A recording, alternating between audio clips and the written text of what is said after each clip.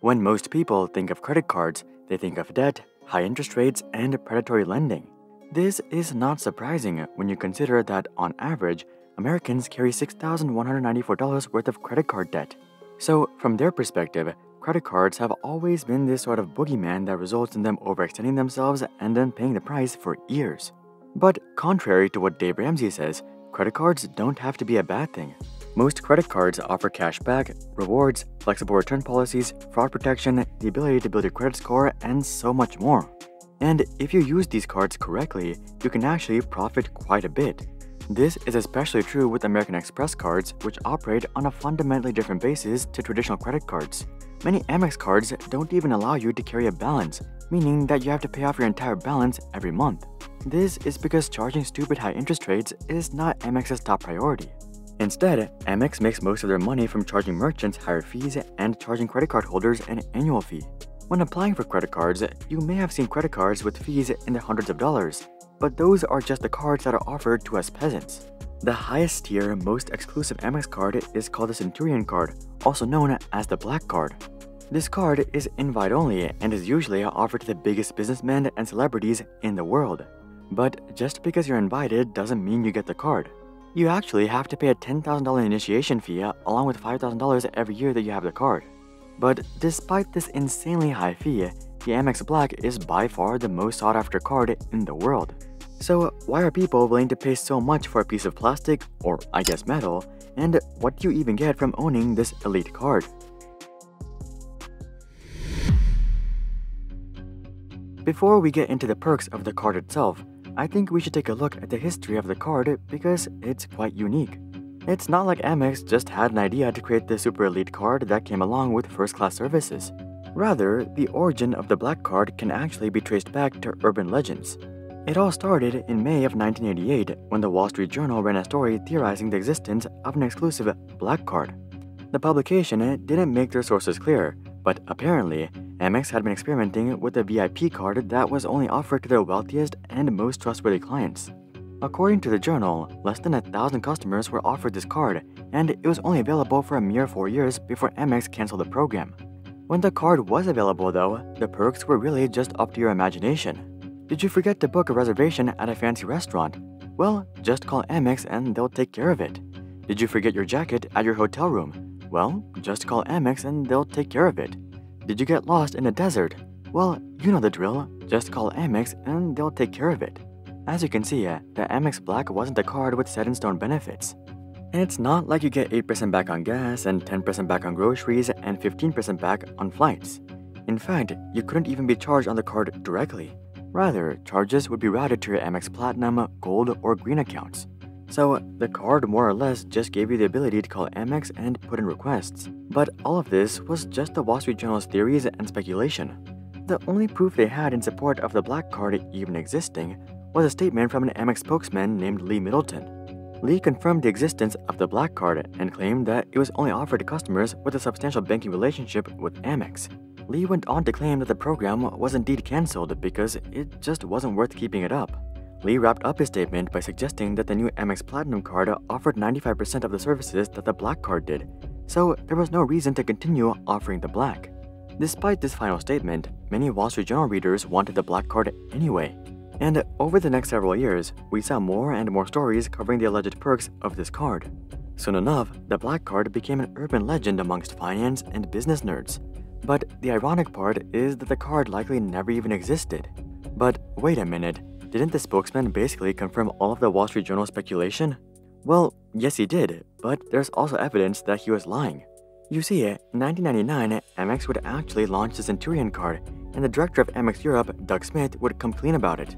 Doug said, quote, "There had been rumors going around that we had this ultra-exclusive Black Card for elite customers. It wasn't true, but we decided to capitalize on the idea anyway." So it looks like Lee was just leaning into speculation to create hype for the company. And a story from Jerry Seinfeld would further verify this. If you're not familiar with Jerry, he's an extremely famous comedian who was the face of Amex in the early 1990s. And during one of his shoots, a crew member would ask Jerry if he had a Black Card. Unfamiliar with the card, Jerry would ask, "What is the Black Card?" The crew member would reply that it was a super exclusive card that was only issued to 3 people in the world. Apparently, one was given to the Sultan of Brunei, one was given to the president of Amex, and the crew member was speculating that the third one was given to Jerry. Jerry obviously didn't have one, so he would put this rumor to rest. But as you would guess, he was quite curious. So he called the president of Amex the next day to ask about the Amex Black, and here's what the president replied. It's just a rumor, it doesn't exist. But you know what? It's not a bad idea. So it looks like Lee was indeed just hyping up the company, but Amex would eventually answer these urban legends by launching the card for real. Now that the Amex Black is actually a real thing, it comes with a slew of defined benefits, starting with elite status at hospitality brands. The card comes with ISG Platinum Elite, Hilton Honors Diamond, Marriott Bonvoy Gold, and Roulet and Chateau 5C. In terms of travel, you get Delta SkyMiles Platinum Medallion status, which includes priority waitlisting, priority check-in and boarding, and courtesy upgrades. If you have this card though, waiting at the airport probably wouldn't be that bad anyways, because you get access to the Global Lounge Collection. This includes lounges that are branded Centurion, Amex, Priority Pass, Escape, Delta Sky Club, Plaza Premium, and Aerospace. You also get an invitation to Hertz Platinum status and Avis President's Club. Aside from travel benefits, you get a bunch of retail benefits as well. For example, you get to be a part of the Centurion shopping program, and you also get 1.5x membership points on purchases over $5,000. But honestly, none of these perks are really that special. The Amex Platinum card has most of the same perks and it has better rewards as well. For example, the Amex Platinum offers 5x membership points on flights and prepaid hotels. Now, it's not like the Amex Platinum is cheap given that it costs $695 per year. But it's just a fraction of the cost of the Amex Black and it comes with all of the same tangible benefits. So if you're just looking to churn credit cards and earn rewards, there's absolutely no reason to get the Black.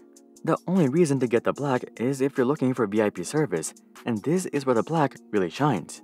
And I think the best way to really understand the caliber of their VIP service is by simply looking at stories.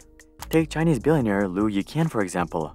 Lu is an avid art collector and often buys paintings that are worth tens of millions, if not over 100 million. But instead of writing a check or completing a wire transfer to buy these paintings, Lu likes to put it on his Amex card. One time, he put a $36 million teacup from the Ming Dynasty onto his Amex. But by far his most outrageous credit card purchase was a $170 million painting. This purchase alone would have earned him 170 million Amex membership points. Depending on how he redeemed these points, he could get $1.7 million to $3.4 million worth of rewards thanks to this purchase. Not to mention, Amex allowed him to bypass Chinese transfer laws. You see, China does not allow its citizens to transfer more than $50,000 out of their country in any given year. But since Lu charged it on a credit card, he technically wasn't transferring any money out of China. He was just paying off his credit card. I suspect that the CCP wasn't that happy to hear about this purchase. Aside from approving crazy large purchases, Amex also bends to basically any customer desire as long as it's not illegal, of course. You could say they live by the motto, "We shall never deny a guest, even the most ridiculous request." And believe me, they get some ridiculous requests. For example, this one Amex Black client was staying on a private island when they ran out of ice cubes. Instead of getting more ice from their beach house or just drinking the rest of their drink without ice, the client decided to call Amex and ask for ice.